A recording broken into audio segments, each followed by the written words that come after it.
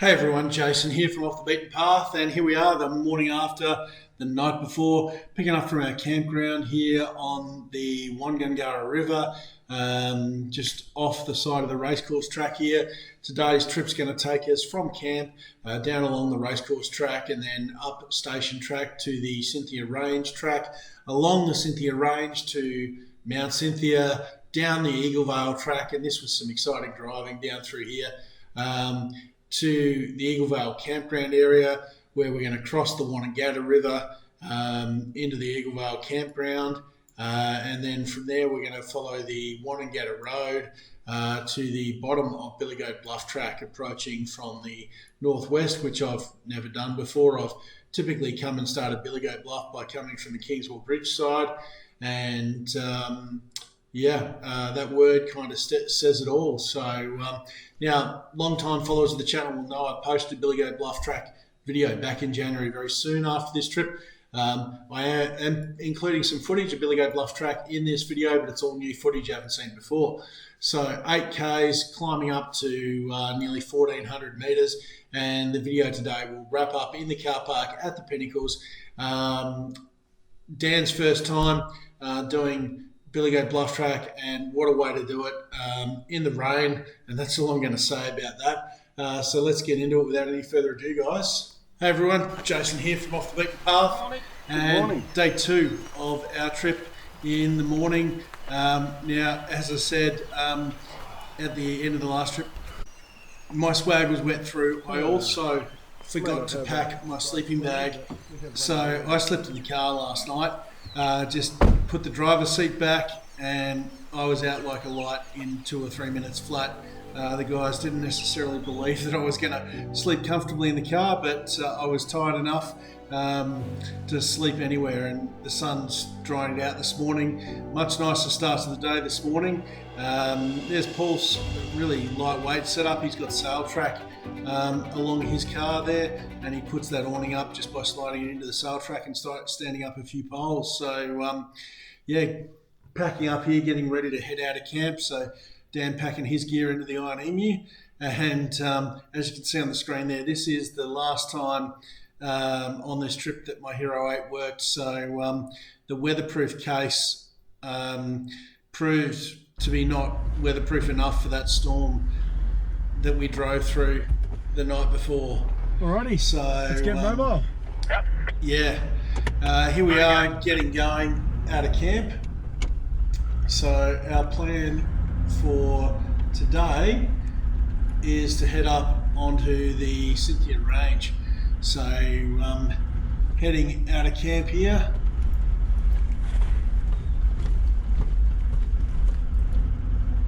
Nearly forgot, everyone. It's my birthday today. Happy birthday, mate. That's awesome. Happy birthday, Dan. I'll give you a hug when we get to the next stop. So is that 34? Yep, 34. Okay. Wow, 34, mate. As you just heard, it's Dan's birthday, which we didn't actually know until he just let us know then. Just a spring chicken. So yeah, we're heading southeast here on the Racecourse Track. We don't travel too far along here, probably less than a kilometre before turning right and heading onto the Station Track, which climbs up the side of the Cynthia Range towards the Cynthia Range track. So first time for me in this part of the high country, it's a great way to start the day. Looking forward to a nice big climb up ahead. The notes on the track say steep and narrow sections on the HEMA maps, and certainly at this stage it was looking like it doesn't get driven a whole lot. Track was a little bit overgrown, but the weather was better. So she doesn't look like it's particularly driven a lot, this one.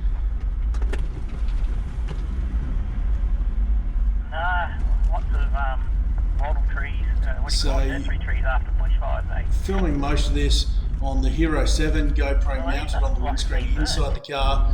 I don't have a weatherproof case for that, so that's why it was mounted inside the car. You'll pick up a bit of radio banter that normally my cameras don't pick up. The angle is a bit lower, so you see a lot more bonnet of the car and a lot less track. So sorry for that, guys, but we had to make do with what camera I had available after my Hero 8 drowned in that rain coming down Tintry Range last night. So as you can see here, it doesn't take too long at all, and we're heading up into the range. Nice drop off there on the right hand side as we work our way up the side of the range. This track was all in pretty good nick. Generally traction was good. It was a nice way to start the day. And a lot of sections like this just continued on a steady climb. Lots of vegetation both sides of the track, and a good width to the track too, generally speaking.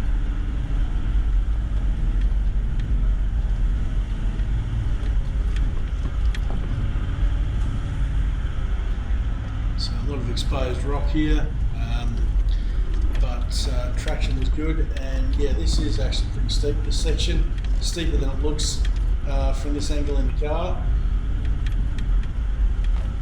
And that was pretty much the story of the day for this climb up the Cynthia Range. It was in sections some of the steepest driving I've done anywhere in the high country, I believe.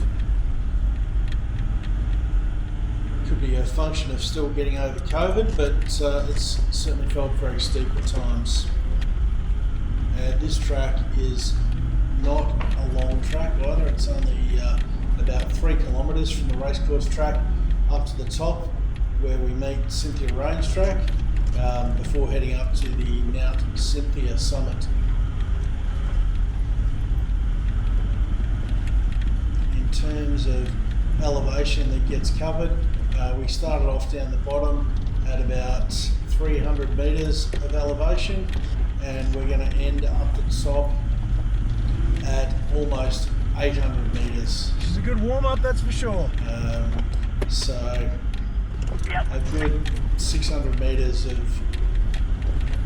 climb over 3 kilometres.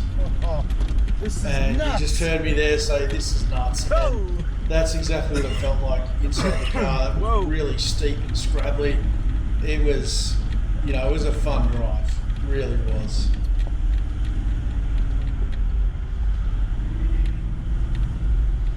And as you can see, the hill just keeps going and going the whole time. Doesn't really give you much of a rest at all.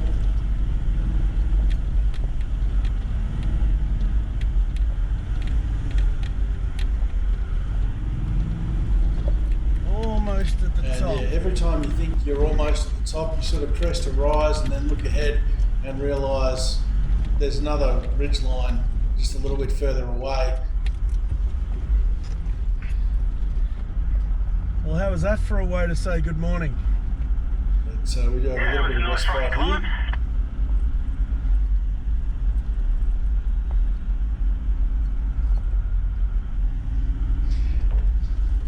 I think everybody had a good time enjoying that climb.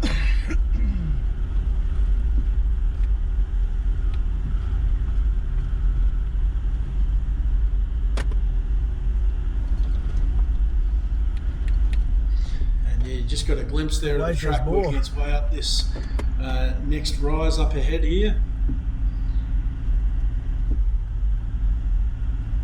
So here we go. Hallelujah. Yes.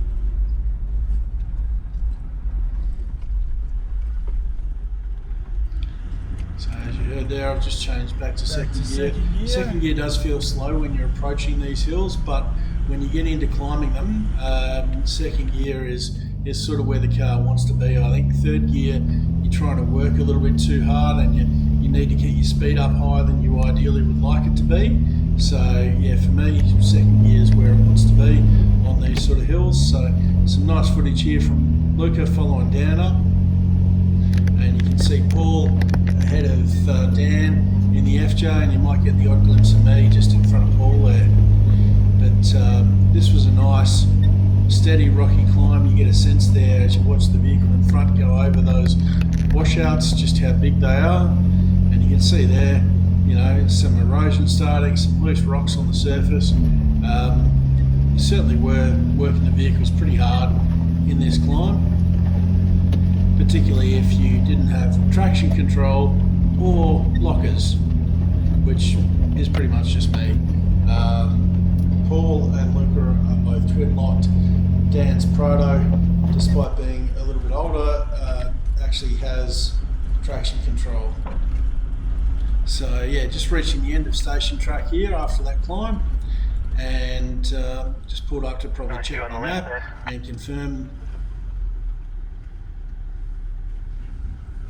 Sometimes you get so focused on the track for a few minutes. We are turning right here. To look out. Yeah, there was a good couple of views on that one. And so yeah, looking down to Crooked River Valley, or whatever that valley's called, where the Crooked River, Wonangatta River flow. That's Eaglevale down there. Of course it is. So another 3Ks from the top of Station Track to the Mt Cynthia summit, and With that clearing, not familiar with Eaglevale. It's a beautiful camping area, a lot of flat area. I used to go there with a young family a lot, and stopped going. Hell, the bills now. yeah, and as you just heard, we're heading down towards Eaglevale, where I've never been before. Some cracking views from this section of track, having just been discussing that, and quite a tidy drop off there on the right hand side of the track as well. Yeah, so it's about 3Ks from the top of Station Track to the Mt Cynthia summit. This section of track doesn't sort of change elevation a whole lot. Mt Cynthia is 860 metres, and we were just about at 800 metres at the top of Station Track, so undulates a little bit up and down, but yeah, no big climbs. And then from Mt Cynthia, there's some decent descents, as you'll see, down to Eaglevale. So yeah, on board here with Cynthia Range track.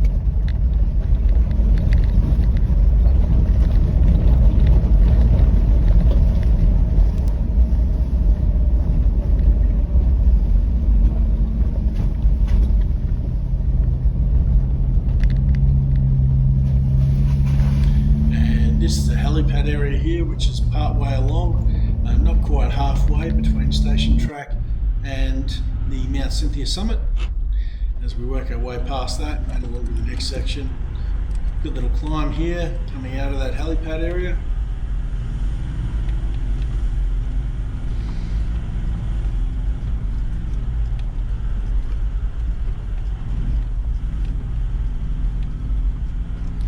As you can see, this section of track just undulating up and down like a typical ridgeline track does, working its way along the Cynthia Range. Looks like the final climb to the summit. Now I don't know if that's accurate or not, but seems like we think it's probably the final approach to the Mt Cynthia summit here.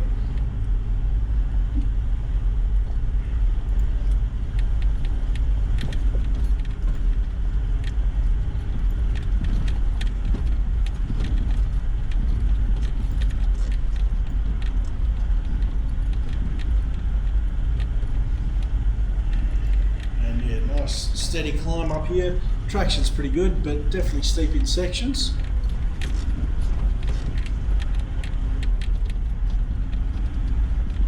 That cough with COVID just hung around for another couple of weeks.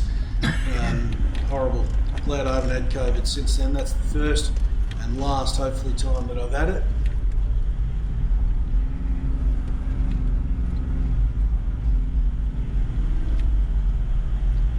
We're making good time, working our way across the range here.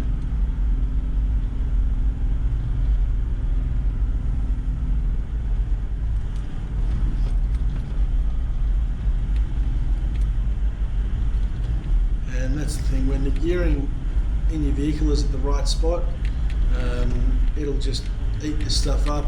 Nice, steady, consistent revs, no need to over throttle or anything. And just keep your vehicle moving along the track and upwards towards the summit. A little bit rock steppy through here. You can see the exposed rock ledges.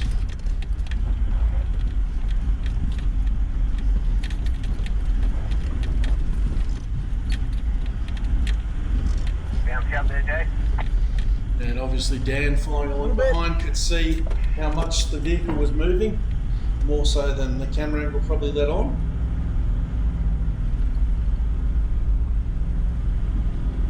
And as I said, you're working your way up these climbs. You know it's close, but you keep wondering, where's the summit? And will there be a trick point to let us know that we've reached it?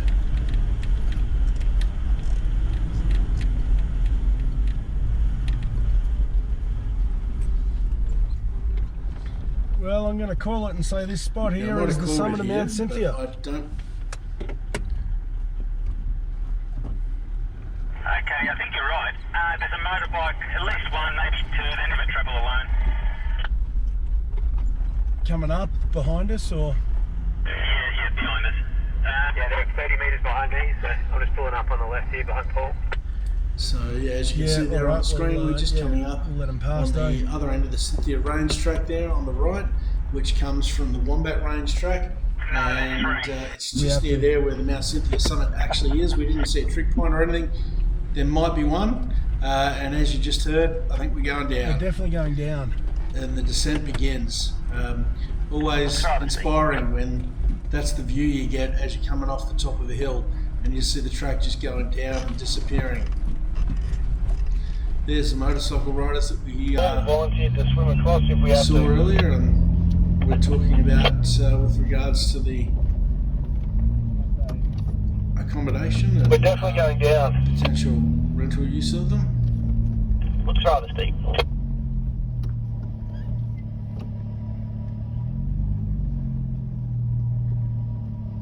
And yeah, everybody's just taking their sweet time to get going. Leave a little bit of space between the vehicles, which on steeper stuff is always a good idea. That way if somebody needs to stop suddenly or loses a bit of traction, you don't have vehicles sort of bumping into each other. Just never a good plan. So you can see Paul's quite a ways ahead there of Dan. Luke is probably staying reasonably close because he knows he's got cameras running and figures he's shooting the kind of angle that Dan would want to see.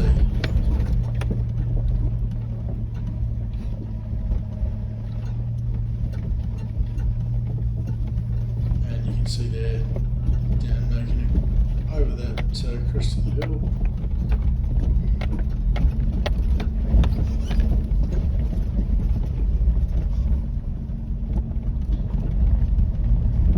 So you can see how steady this descent is. A few ruts starting to form on the track as well. I think we're all, after the night before, just ready to, take our time on these descents and not rush things. Conditions today were very, very different to the night before, that's for sure. But that wasn't going to stop us sort of taking things at an appropriate speed. So just working through those options now for some of the team colours or choices.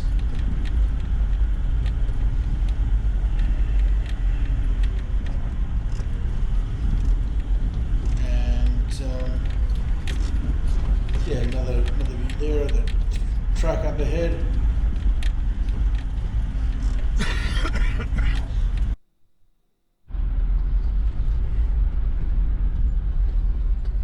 And you heard it there, guys, going down again. Going down again.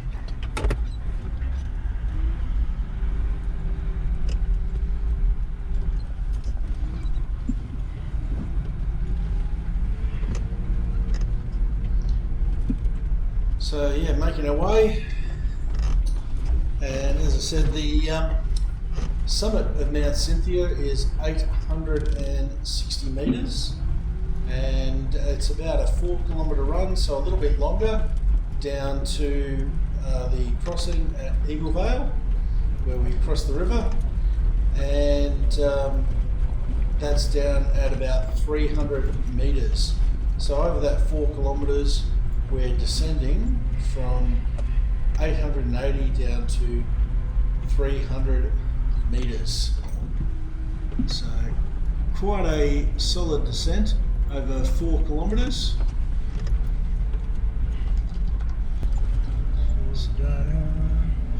That's a descent of 580 metres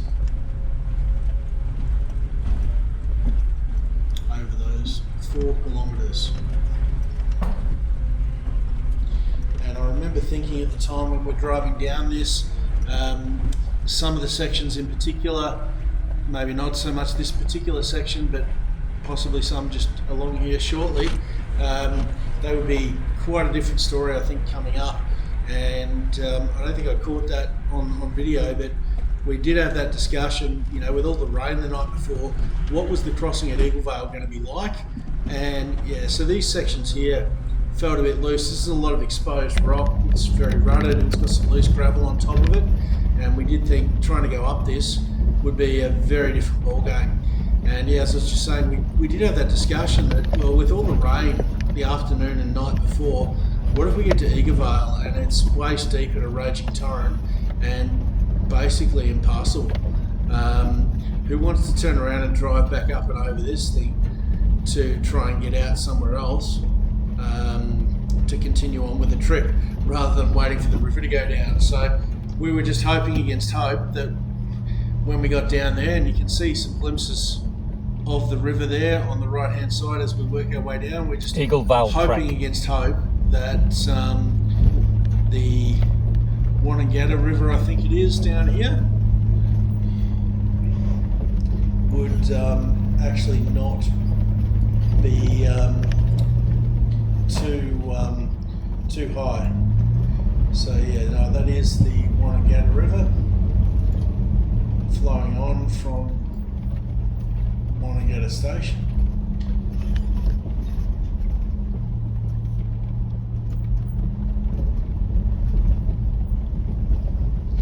And you can see, yeah, the guys here have bunched up a little, kind of slow going through some of these steeper sections, but you can see the valley up ahead there. We're definitely getting lower and closer to that. You get that sense of feeling that you're much closer to a solution than not.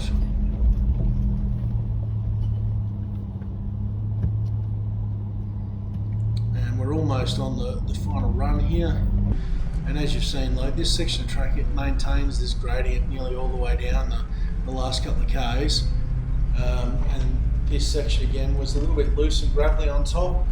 Not so much an issue heading down, but could definitely have been an issue heading in the opposite direction for sure.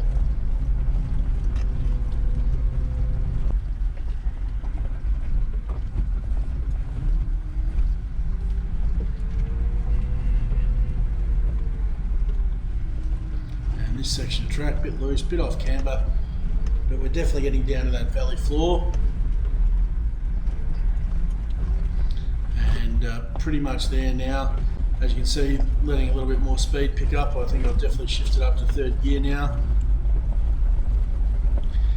And we're definitely off those elevated sections. So it's a matter of following the track down to the river and looking for the forward location and then trying to figure out how deep it may or may not be. So yeah, it wasn't too far away, and here we are working our way down the river for that crossing, and did happen to just spy the old cable pedestrian bridge on the right hand side here, so thought it was the opportune time to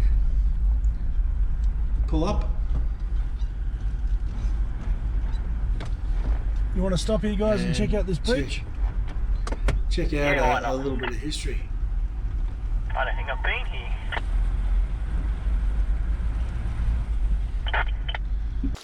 Just at the bottom of the Mt Cynthia descent, just coming into Eaglevale, and this cool bridge.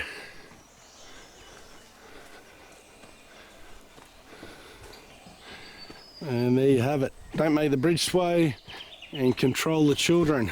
The biggest Could be a kid of problem. all We've is got holding a few that big camera kids right with now. us. Look, Well, she does wobble a bit.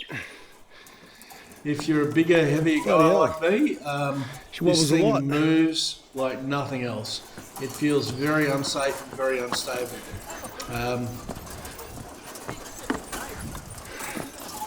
I was pretty convinced that if I kept walking, I was going to end up over those Now rails. she's a wobbly, unstable that piece thing. of wire there is pretty much the only handrail we've got, and it's not much of a handrail.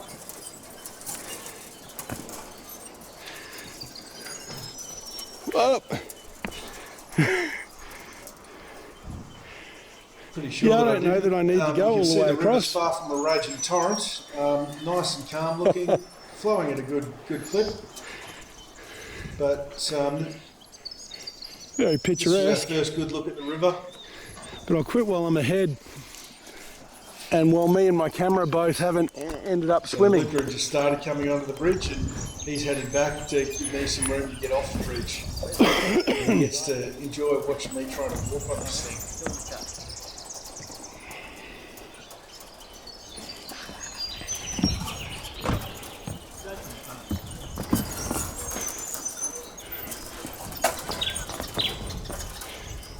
It's not too bad till I walk.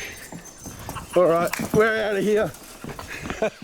So yeah, just past the pedestrian bridge there was the Good water job, crossing, Dan. and Happy birthday. birthday boy Dan volunteered to go and check it out. So, Yeah, wow, that is the water had a surprisingly lot of shallow. sediment and silt in it, I think, from the runoff, and so we couldn't see the bottom clearly. We really didn't know how deep it was. We really were Crossing here at expecting something close to Eaglevale looked a waist lot depth. deeper. And These? Yeah, So he's going straight across. yeah. That's going to be fine. Spot just above knees? Yeah, yeah. Yeah. That's doable. Just drop down like you're falling into a hole. And it's getting shallower. Yeah. Well, he's coming out the other side already. Yeah, it's getting shallower. Come back. Good as gold, mate. so yeah, after that inspection by Dan, I was the first one to head across. Just happened to be lined up that way, and as you can see, not deep at all. Nice easy crossing. Some guys camped on the other side of the river there.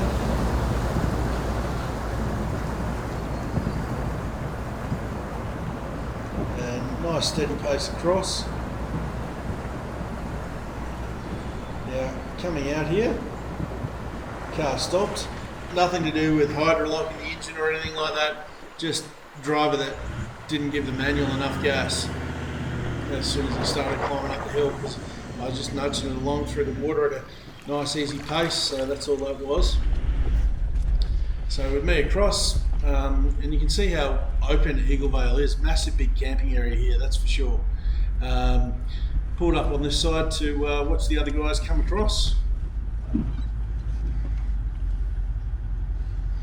So Paul in the FJ was next to come across. Giving his tyres a good wash there and coming across at a pretty good clip. But even so, you can see it's basically just level with the bar on his bull bar, not even up to his lights, and he's across and out without any incident. It's just the undercarriage has had a nice wash, and Dan's heading in the Iron Emu. And again, he's eased his way in and then maintaining a good clip as he works his way across the river there. And again, that's barely come up past the top of his bull bar. You can see there's a little bit sort of foaming up, but yeah, that was really more to do with the pace that he was maintaining. And last but certainly not least is the mighty GU with Luca at the wheel. And he's just nosing that across at a nice steady pace. Not a lot of a bow wave forming.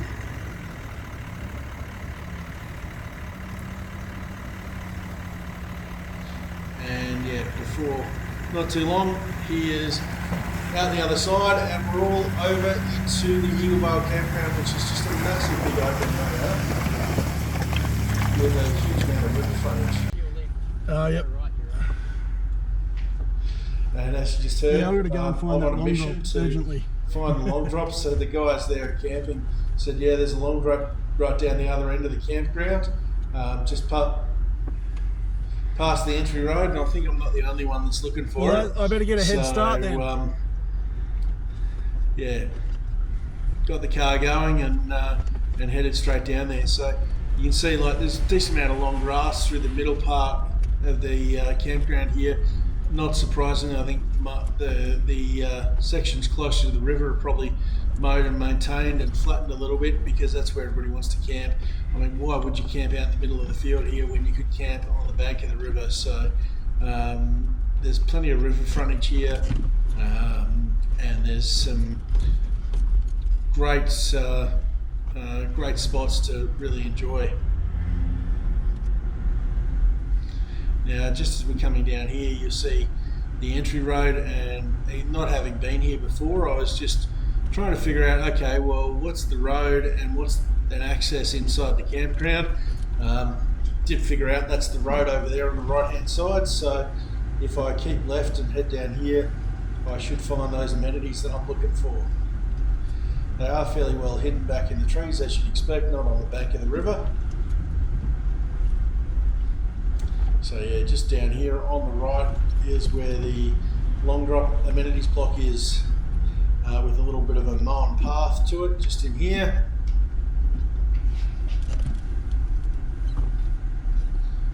So yeah, good to know that so many of these larger campgrounds actually have those amenities available. So coming back to that access road and getting ready to turn onto the road.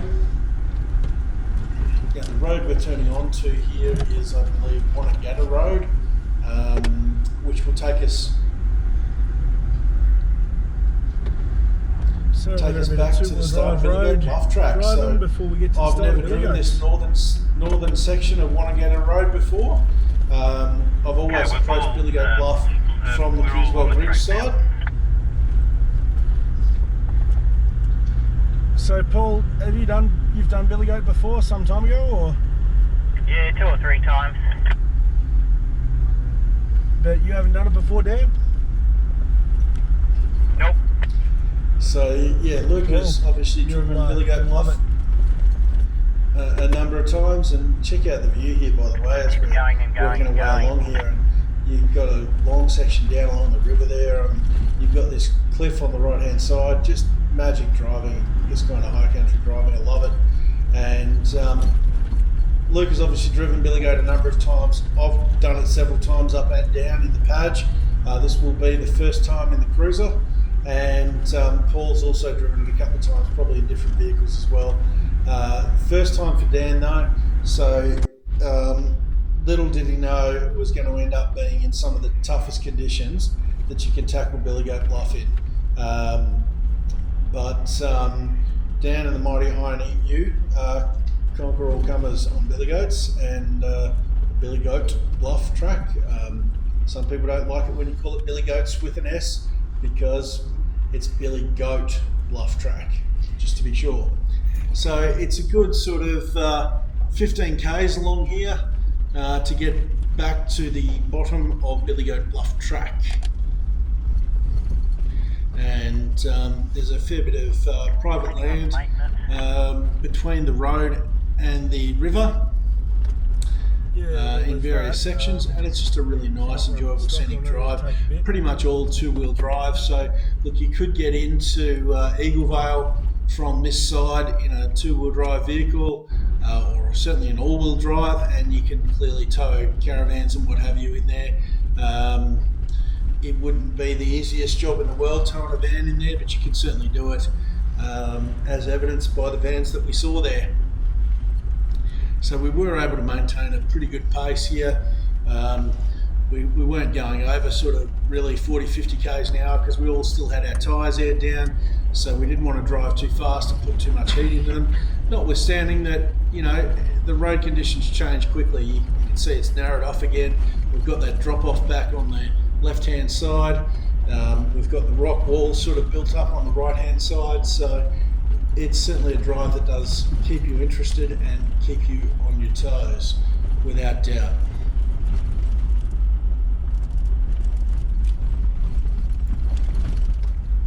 They had their work cut out for them on this section of road.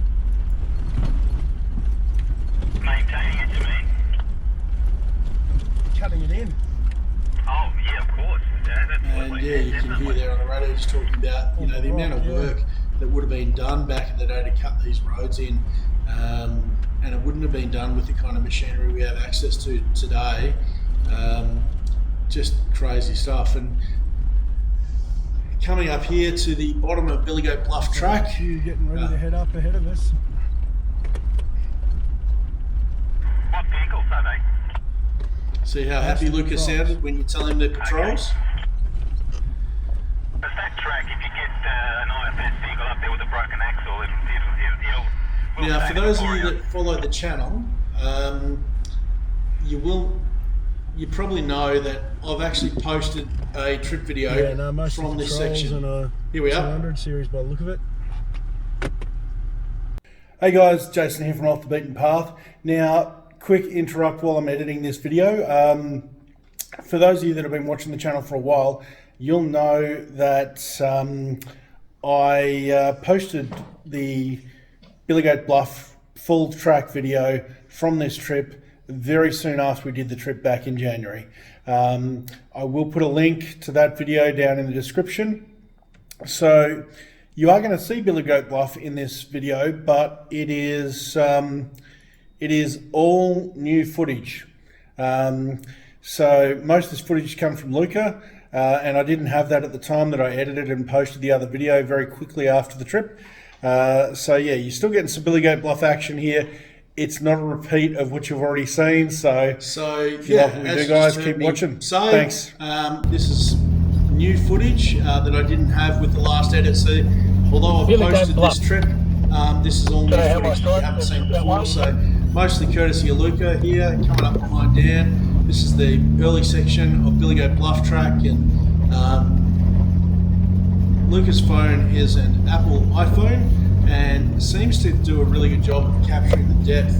Now you can see here Dan's just got caught up there on that obstacle. Now he's trying to take the right hand line, and then realising he's losing traction and he's at risk there of getting crossed up on the track a little bit. Gonna reverse back a bit, Luca. Yeah, reverse back, left hand down. No, the other way, whoa! Yeah. Oh, sorry, right hand down, fuck. Okay, passenger driver, okay. Come down. Just really, go slow though, go slow. Keep coming back, keep coming back. So the track here does head up now. to the left. Keep coming back. And coming back, Dan reassess. Just been looking at where was going to be the right line for him and his vehicle. Reassess, because I can't really see what's going on there, but don't try and climb the bank to the right hand side. He's not the line to tackle, and he's back on safe ground. And here's one of those things, you know, as you just heard with the left hand versus right hand down.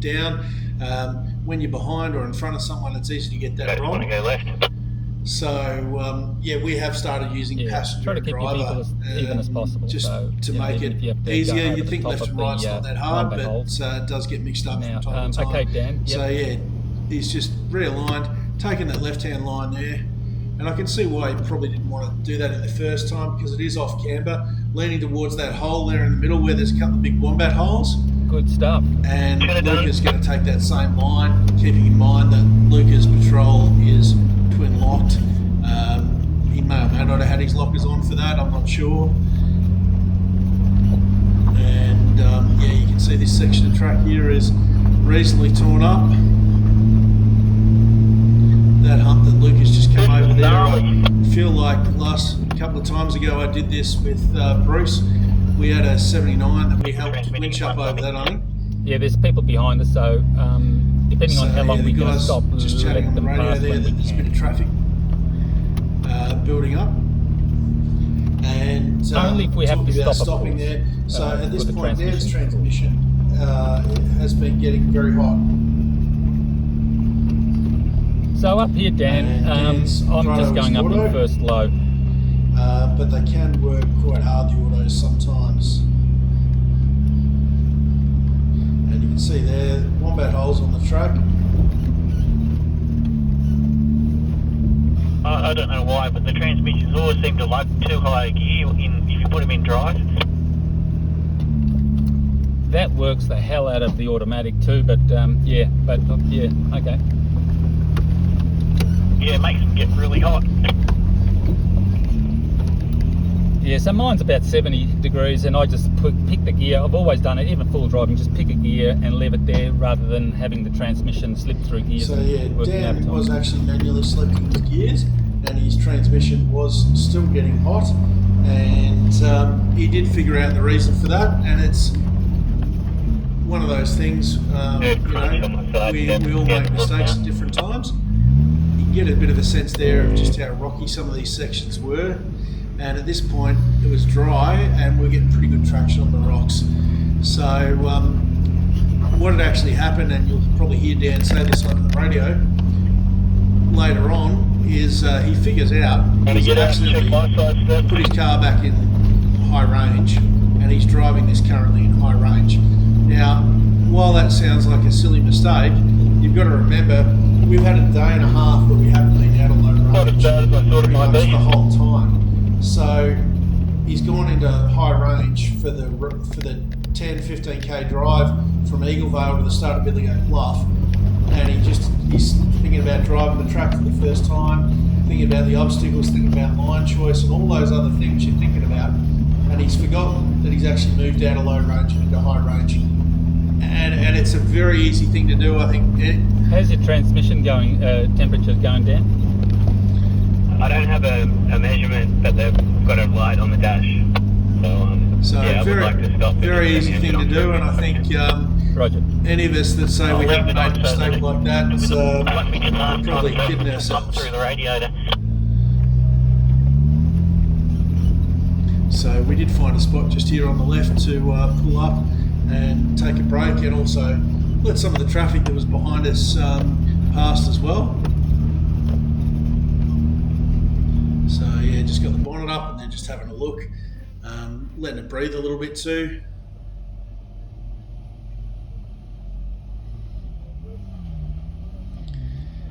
And much as we say, well, Dan's made the mistake of being in high range instead of low range, none of us rocket scientists thought to ask him that question either. We asked him, are you manually selecting gears and all those sorts of things? So, one of us could have thought of that as well. And it's just one of those things, first principles, when you've got an issue off-road, stop and think about why something could be happening and start with the basics. But in the end, look, no harm, no foul. Before we got up to the helipad, Dan figured it out and he went back into low range. And, yeah, that was all good. So you can see here, nice steep section before the helipad, a lot of exposed rocks, a lot of little rock steps, cars moving, bouncing all over the place. Slow and steady is definitely the way to go here. You don't want to start bouncing too much, and when I say bouncing, you don't want to be lifting wheels. Some decent wombat holes that, again, you want to try and avoid dropping your tyres into unless you've got good traction control or front and rear lockers engaged. Otherwise you're going to find that going forward it's going to become a bit of a problem. You can see there a patrol on the way down, and we're still not at the helipad, and this was the first indication that we sort of got that hey, this may not be an easy peasy run up Billy Goat Bluff Track. How's the temp going? So yeah, just asking Dan there how his temperature is going on his transmission, but he's obviously paying attention to what he's doing there and driving up those little rock steps.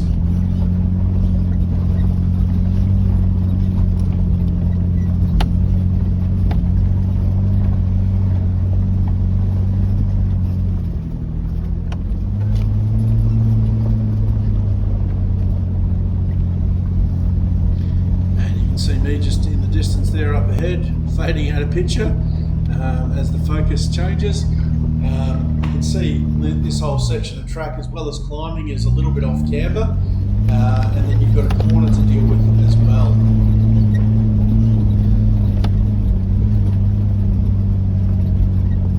And these approaches here are pretty chewed up. You can see a massive wombat hole there on the left-hand side, a smaller wombat hole starting to form on the right-hand side, but that was definitely the easier sort of line.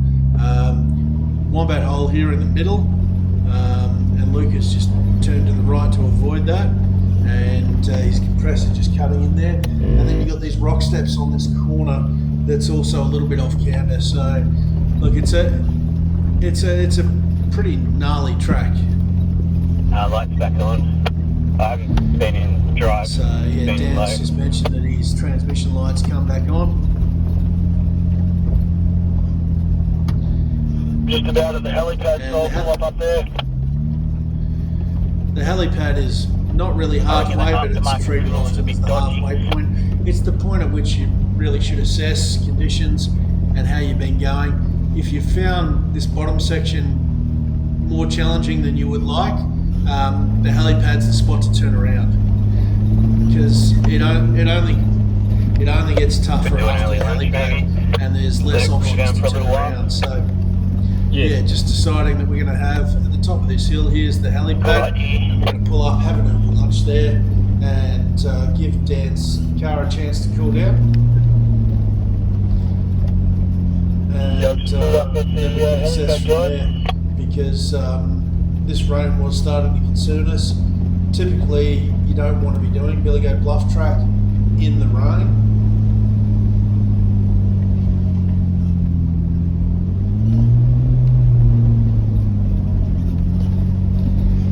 As I said, I will put a link in the description for this video to my other Billy Goat Bluff video, which is this same trip, but a lot more of the footage from my car, which is what I had available at the time. So I didn't want to duplicate that, because you guys have seen that, or you can go and watch it. So most of this footage I've shot, I've used Lucas footage that he's provided me, which was some great footage as well. So yeah, we just sort of pulled off to the side here on the helipad. Had a break for lunch and got underway, and it was at that break, or just after here perhaps, that Dan mentioned that he'd realised what the issue was. Now at the helipad we had a look on the bomb radar site for weather, and it looked like it was just going to be a tiny little patch of rain. It was going to move really quick. Here's Dan telling us. Guys, I have a confession to make. What's that? I was in high range. What, all this time? You womble. Sorry, Dan, all of this time? Yep. Fuck, surprising you flaming got this far. That fucking felt so difficult. So yeah, as I said earlier, guys, easy mistake to make. Anyone of us could have done that. And you can see how wet this track is starting to get with this rain. Must feel like a totally different beast right now. It was probably fortuitous that Dan realised he needed to be in low range, because he certainly was going to need. I cannot believe you started it. He's going to need that control. In high range, but good on you for confessing. Yep, and when Paul starts telling me it's going to be a bit more gnarly, and he's twin like FJ, so we have got Paul in front leading this section, just knowing that I don't have traction control and I don't have lockers, so I might need a tow or a winch at some point, which proved to be the case. So yeah, we got Paul and his very capable FJ Cruiser leading, followed by me, then Dan, then Luca at the back. And you can see there, I've worked pretty hard just getting around that rock step. This top end of Billy Goat is a whole different ball game to the bottom end. Steeper, tighter, rockier, bigger steps, and this is mostly rock steps and off camber stuff and loose. The wombat holes kind of aren't here because it's all bloody rock, but it really is a whole different ball game to the bottom section of the track, and much more challenging. And the longer this rain was lasting, the more concerned we were sort of becoming with the whole situation. But it's one of those things, you're committed. Once you've committed, you're committed.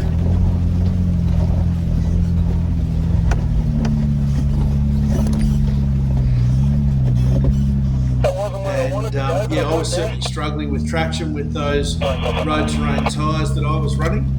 Both went right, obviously. This is sketchy with me with all clearance. I went left on the rocks. Did you nose in though, in that spot? It was like a midway canyon. Yeah, I tried to go left, but so yeah, Dan's just looking at his options here. You can't really see it from this angle, but there's a big crease across the middle of the track, a big split running diagonally, and it's really not that clear where the best placement is. So Dan just jumped out and had a look, which, if you're not sure, is always a really good idea. You know, much better to take your time and be confident than have something go pear-shaped on you. So he's gotten out and had a look, and he's managed to keep that left-hand line and drive straight up there. I wasn't able to hold that line. Just my tyres didn't have the grip with these road terrains I've been running. So Luca jumping back in, the big GU. And he's running his 33-inch mud terrain Nitto trail grapplers, so grip's not really an issue for Luca.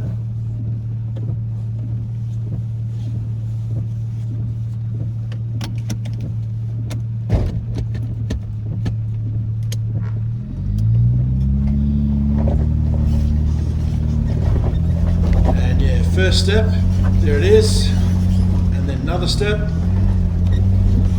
and then third step here. Not to mention the little ones that just keep coming after that. But those first three are sort of the big ones. Luca's car's pretty well tuned with suspension and tyres, so it doesn't move certainly as much as mine does, that's for sure. Keeping in mind, as well as the road terrains, I'm still running the stock Toyota suspension. And we're just approaching the neck, which is a really well-known section of Billy Goat Bluff Track, and you know, we kind of think of that almost as the end of the track. And it used to be that, you know, once you got past that, the track was easy, but it's not really the case anymore. Most definitely, mate. And I'll tell you what, for your first crack at Billy Goat, it doesn't get tougher than this. And that's so true. Like, keeping in mind, this is the first time Dan's ever tackled this track. It's such an iconic track, and it's certainly not easy in its current form. It hasn't been easy for a few years. You know, back in 2021, after it had been graded for the bushfires, yeah, it was easy back then, but it hasn't been easy for a long time. And you know, there's rock steps, wombat holes, all the rest of it to keep it interesting. Every year there's accidents on this track and significant vehicle damage. Things can go wrong and do go wrong. So we were definitely taking it slow and steady in these conditions. There wasn't a huge margin for error.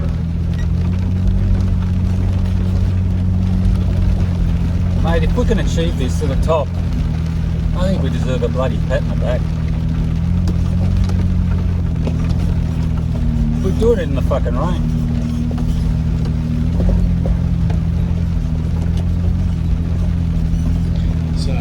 Oh, okay. Come back a bit. Yeah, I think I'm going to struggle here with traction. There's rocks right behind you, you might bite into that. So yeah, I've just ran into a spot of bother there with traction, and once you lose your traction and momentum, particularly when the track's wet, it is so hard to get going again. Really helpful when you've got somebody behind you that can tell you, you know, what's behind your vehicle. Hug left, I reckon, in the play, or hug right. Yeah, I'm going to need a bit more room, Dan, because I've got to get off the brake and onto the accelerator.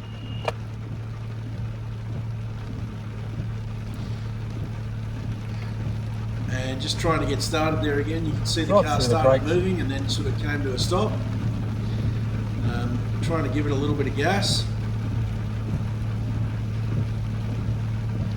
And No, you so need a just little bit accepting more that I'm going to have to bump. get back onto a flatter section of the track and try and punt it a little bit more. What's behind me, Dan? You can cut them straight back. It's all fairly flat.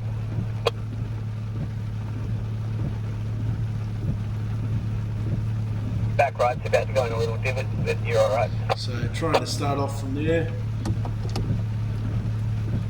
And yeah, you can see a bit of black smoke coming out there. That's usually a fair sign that that right foot is having a good crack.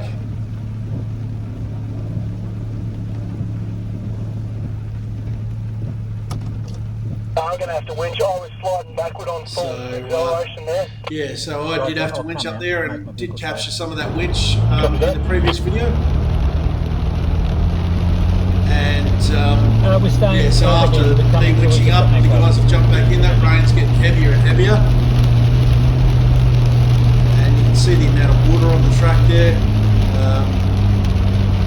It's making life really hard. You can see we just heard the compressor there with Lucas Lockers priming. And you can see even Luca with his twin locked is moving a fair bit, just trying to get up and over these wet rocks. The track doesn't look like much with all this water on it.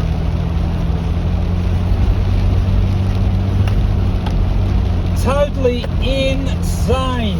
And I Billy think Goat I Bluff. can't say it any better Chop than to that. the shit and Chop doing to it the in the shit rain. and doing it in the rain. I love it.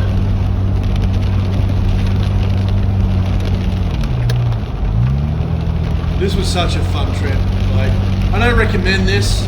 We didn't plan this, but great bunch of guys, and we all got there. No vehicle damage. That's the main thing. Everybody got there safe. But look at that rain coming down. It is absolutely belting down. That's one of the little pull-off areas there, very close to the top, to the deck. I did mention that we were getting very close to the deck, which is this section here. Usually a very famous section of the track where a lot of people take photos. I did get some footage here. You can see me there trying to hide my camera under a coat and not get it too wet as I'm standing out there in the rain filming these guys coming through.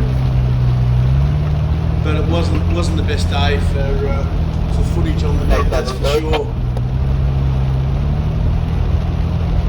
Someone sounds very muffled. So there is a little parking area there that I pulled off into. Yeah. And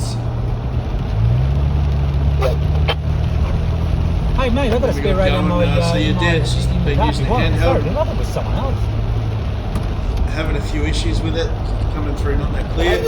So once you go past the net, the rest of this track used to be almost two-wheel drive, but that's just not the case anymore. There's still some difficult sections of track, and it's just chewed up so much more than it ever was. I apologise, Dan. I didn't realise it was you. I thought it was someone far away. Just crazy.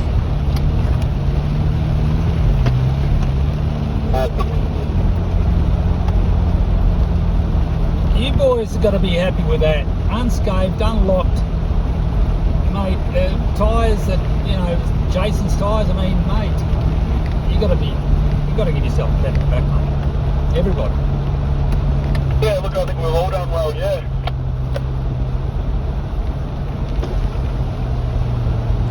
See the windscreen there fogging up a little bit with the altitude.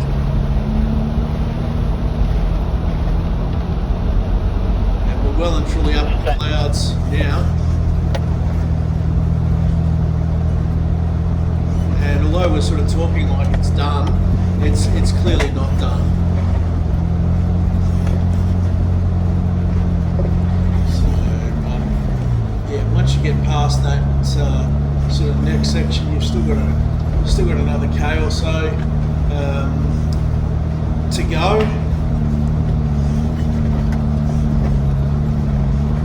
And then you follow the about sort of 3Ks up to the Pinnacles lookout at the top. And again, you can see the camber of the track there as you watch the vehicles. Dan's sort of gone around this rock step and up from the side. Luca with his bigger tyres and lift have just gone straight up over the top of it. And that's the thing, you've always got to drive to the capability of your vehicle and your setup. So once again, Dan's seen something he's not necessarily loving on the track, so he's just jumped out to have a look. Just probably having a look there at his sidestep to see how much damage. And both of us were surprised that our sidesteps weren't more damaged from this trip. And yeah, he's just sort of having a look at where he's going to be able to get his vehicle up. A little bit of a break in the weather here. And as I said earlier, it's a good thing to do. If you're not confident and you're not comfortable, park your vehicle up, get out, have a look, and make sure you've got a clear plan for where you're going to drive and how you're going to tackle something. It's just much safer, you know, much better to take a minute or two to get out of your vehicle and have a look than push on when you're not 100% sure or confident and have something go horribly wrong. It only takes a second for it to go badly wrong, and it only takes a minute to get out of your car and have a look. So yeah, Dan's had a look at this and decided on his approach, and you can see there's a big hole in the middle of the track, so he's decided to go around to the right and then up to the left sort of to get across it. For me, I think I went up the left side and then drove towards the right and then continued on the right, sort of a little bit like what Luca's doing here. But you can see there, you know, even twin locked, Luca's having a bit of an issue here. I'd say his back left wheel's probably dropped into that hole. You've got wet rock and rubber and just not a lot of traction. And as I said, you've got to remember he's running 33s here and he's twin locked. And you know, his line didn't look that different to Dan's, and yet he's having some issues.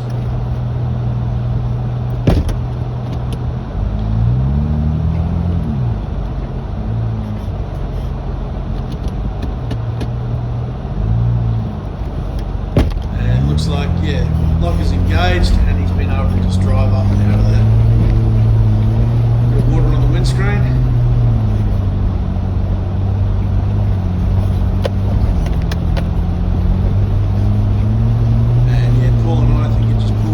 To wait for the guys. We weren't sure how far behind us they were,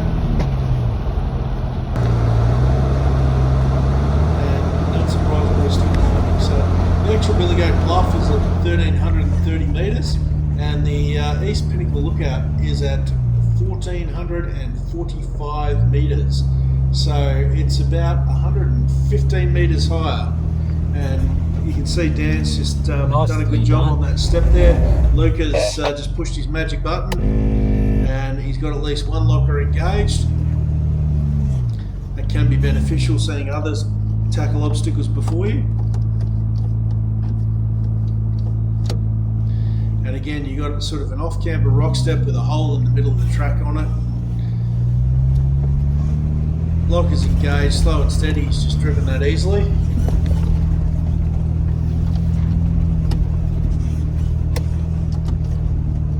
Good, okay, we're all up and over that obstacle.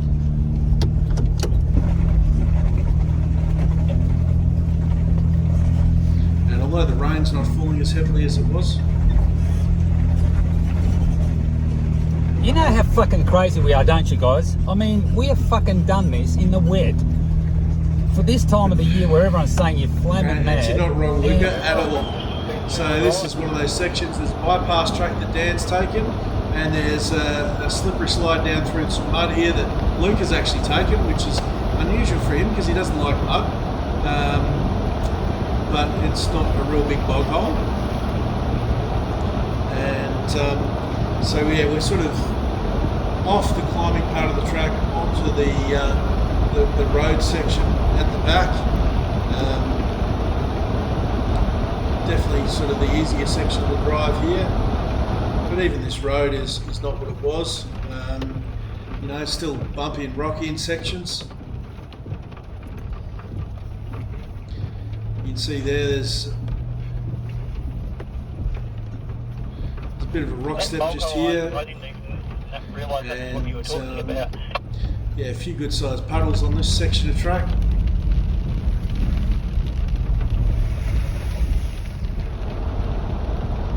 You want to go lefty? Yeah, look, we might as well drive up to the Pinnacles. I don't know if anyone's going to do the walk up or not, but we might as well go. Yeah, so that was the thing with 3 out of 4 of us having been up to the lookout before. It was a bit of a question of, well, you know, who's going to do it in this weather, but Dan had never been there before and we did want to at least take him up there, and the weather was sort of clearing a little bit. So yeah, without too much further ado, we made our way to the car park, and Dan and Paul did actually head up to the lookout while I restored my winch with Luca helping me out. So look guys, I hope you've enjoyed this one. As always, thanks for watching. Like this video if you liked it. Put a comment down below. I love reading your comments, and I'll see you in the next video.